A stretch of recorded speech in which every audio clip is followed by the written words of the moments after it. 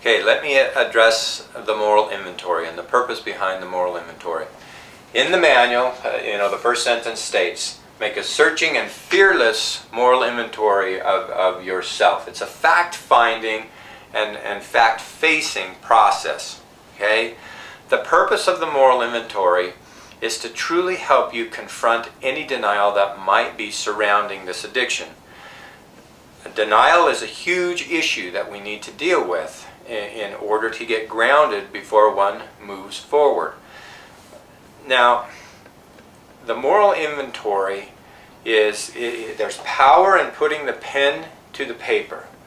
It's like you're addressing something physical that's you have a memory in your cells in your body, and you're making a living document saying this actually happened, this happened, this happened, this happened.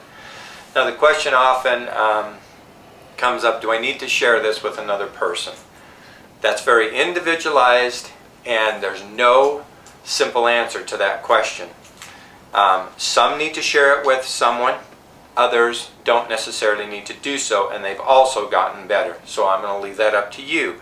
But if you share it with another person, you've got to make sure that it's a safe person. That's why I encourage therapy, and especially if you can find an integral trained provider that understands this. But all therapists are under the same confidentiality umbrella, but make sure that you feel safe.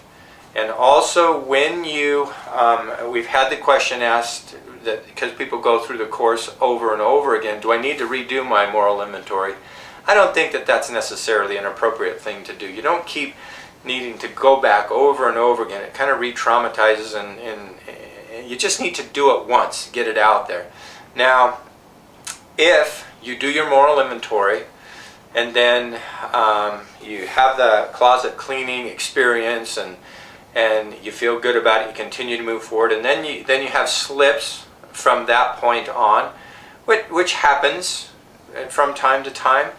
And then people say, well, do I need to go back and do everything all over again? No, not necessarily. Just do the moral inventory from the time you last did it and go, okay, what's happened since I really cleaned the closet?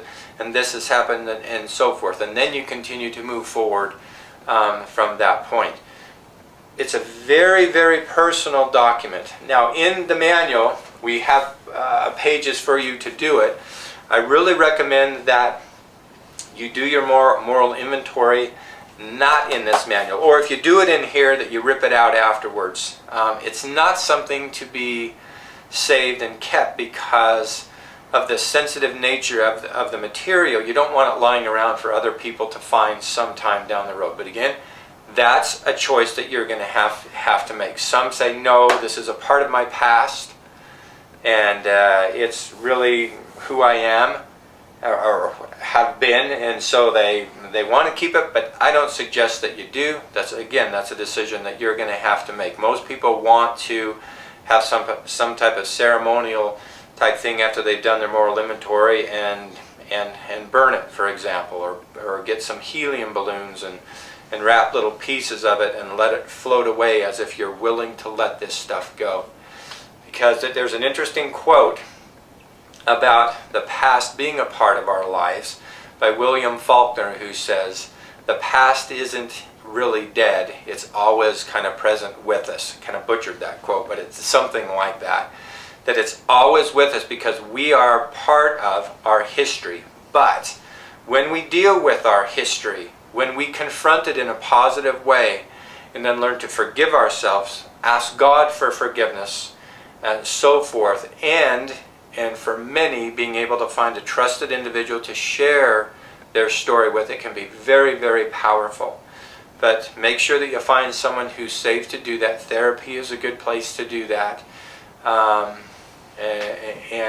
that's the purpose of the moral inventory. It's not an easy thing to do, nor is it meant to be.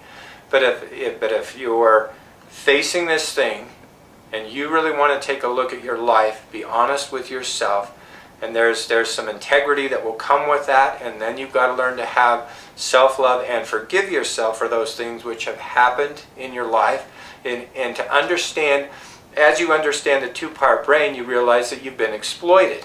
You just haven't had the information to learn how to deal with this stuff. And that's what the whole Inner Gold system is about, is to awaken you to what really is going on, so that you can have power in your life as you continue to move forward, and you don't have to continue to be exploited by pornography.